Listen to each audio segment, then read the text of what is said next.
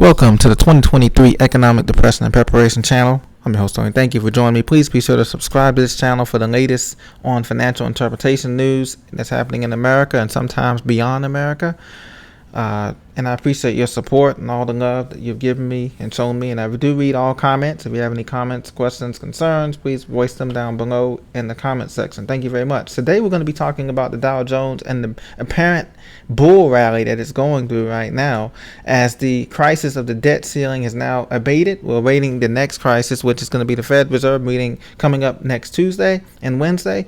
Are they going to raise rates? Are they going to keep rates the same? And also, we're going to be talking about the World Bank and how economies are facing a slowdown all around the world, not just us. China's slowing down in the trade exports deposits, and also the oil commodities are coming down, and the Turkish lira crashes as the new Turkey government of Turkey comes into play. The lira crashes. Could that be a foreboding sign of the dollar when it does begin to weaken? How it will look? What will take its place? Bitcoin, gold, silver, a barter economy, a black market economy, like a Venezuela type 3.0 style economy in America, but in localized places. So let's talk about that today, ladies and gentlemen.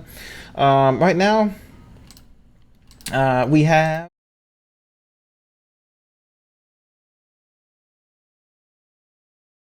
we have the Dow Jones sitting at 33,665.02. It was up 91 points today at the close as of June 7th. June 8 numbers have not come in yet. So the World Bank economy sees major economies growing at a much slower pace thanks to a higher interest rates and banking stress. So remember the stress test they did back in 2020 before the COVID-19 pandemic hit. They did stress tests on these banks. Apparently now the banks are weaker than we thought. So that is signaling that more banks are going to be failing either in the crypto space or possibly just smaller regional banks are either merging. Okay. So if they're not going to be failing, most U.S. banks are going to be merging into the big five banks, which you guys know: Wells Fargo, Bank of America, Chase, Citigroup, and J.P. Morgan Chase. So now we have a slowing economy in both the U.S., Japan, and the Eurozone economies. Only grew by 0.07% in 2023. This is down from 2.6%. A healthy economy should be growing every year between 4 to 6% in GDP. So the U.S. is projected to grow 1.1%, while the Euro and Japan is projected to see GDP of less than 1%. So they're already in the stagflation, the Euro and area in Japan. The U.S. is going to be following that suit as we head into the fall and the winter of this year. That's one of my predictions. And also, we're going to see more tightening of the credit first. The housing market will be one of the last dominoes to fall. The credit market and the derivative market was going to be the first dominoes to fall in this system, because the fact is that the Federal Reserve Bank is committed to raising interest rates, because remember the target inflation goal is at 2%. Real inflation is at 18%. Nominal inflation, the one that we report on, is at 8.3%. So it's nowhere near 2% either way. So that means that they're going to continue to raise rates in a slowing economy, and this leads to crashes. Look, today CNN Business report that the Turkish lira crashes as new government sets sights on rational policies. That means more tightening policies. So they're going to be tightening in all of these G7, G20 nations, and this is going to lead to a crash. Now, our crash is just prolonged because remember the United States has a 15 to $20 trillion economy, so it takes time for all of that to flow through the system. Just like we experienced the COVID-19 money was spent, it took time for that to flow through the system. But now we've gotten to the other side. Pressures on the Prime Minister Erdogan for a interest rates. He said the central bank slashed his benchmark rate into 2021 from 19% down to down, and they continued to slash rates until there was pressure. But now you can see now the currency is going to be failing. What we're facing here in the United States, ladies and gentlemen, is a currency crisis. The currency is going to be failing, leading to hyperinflation and then a massive deflation. But by the time the massive deflation comes, we'll already be switched under the new system. Now, some people say it's going to be CBDC, which is central bank digital currency. There is a greater than 50% chance we'll go towards a digital currency. Technically, all money is digital. As you know that when they ended the reserve requirements on banks, basically money became digits on the screen. The banks keep very little money, nominal money, on hand at the teller or at the actual branches or in the vaults. I mean, they keep enough, to do transactions, but it's not like a massive amount of money like they used to keep. So really, everything is all digital anyway, because your credit cards and your debit cards, they work on tap to pay or Apple Pay or Smart Pay or whatever. So technically, the only thing missing is a real-time digital system, and that's what the CBDBCs come in to. That's what and you can track every transaction, not like the bank where you swipe your debit card and it does show on your statement, yes, but we're talking about in real time tracking everything, and that's the difference between the CDBCs and the regular digital currency we have now. So that's what's coming up, ladies and gentlemen.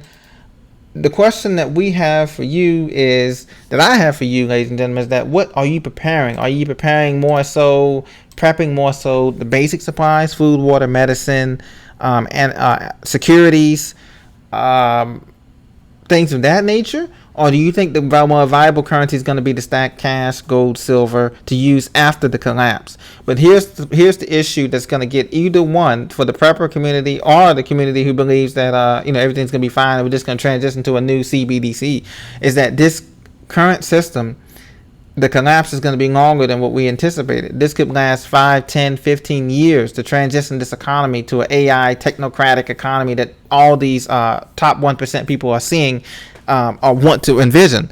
So that means that, do we have enough supplies and community to last 5, 10, 15 years?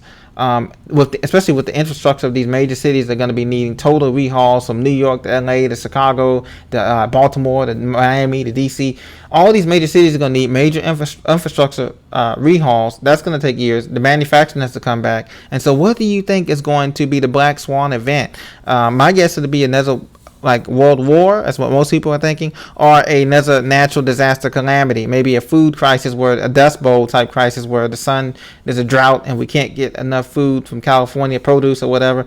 Anything can happen, or EMP blackout. That can also be another possibility. What do you think of the possibility of a Black Swan event heading in just before the elections in 2024, or even that summer of 2024?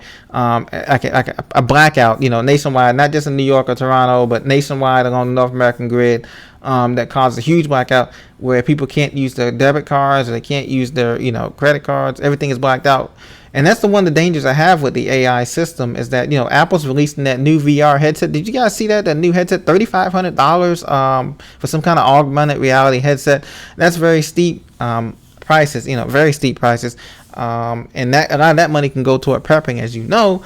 But if you are interested in Apple, God bless you. I think it is a good utility. Obviously, the iPhone was a game changer. No question about it.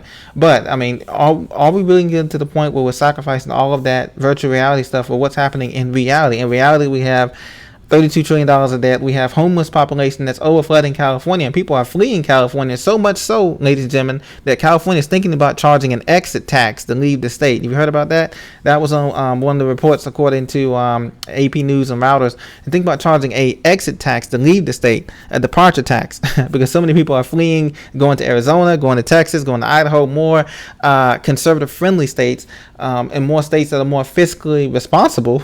And not just California. We always pick on them, but there's Illinois as well. There's been mismanaged funds. People are leaving these states, leaving Maryland, Baltimore, leaving Detroit, leaving Philadelphia, leaving Cleveland, all these northern steel belt cities, and coming down back south because they feel like a better value, even though prices are elevated in the south as well. It's no picnic, but they feel, many people, Americans, feel like they get a better bang for the buck and more of a sense of a community down there than they do in some of the states out west and in the Midwest. So let me know what you think on this. Be blessed. God bless. I'll talk to you very soon. Thank you for listening and rocking with me. I try to make these videos short. Let me know if you want a longer video, but I try to make it short to keep the ads down, because I don't really care for them. I don't make any money off the ads, and I don't like, I know YouTube, when I watch videos, they always put these ads in, and I keep it short because I want to get straight to the point. So let me know what you think about that as well. Thank you very much. God bless. Take care.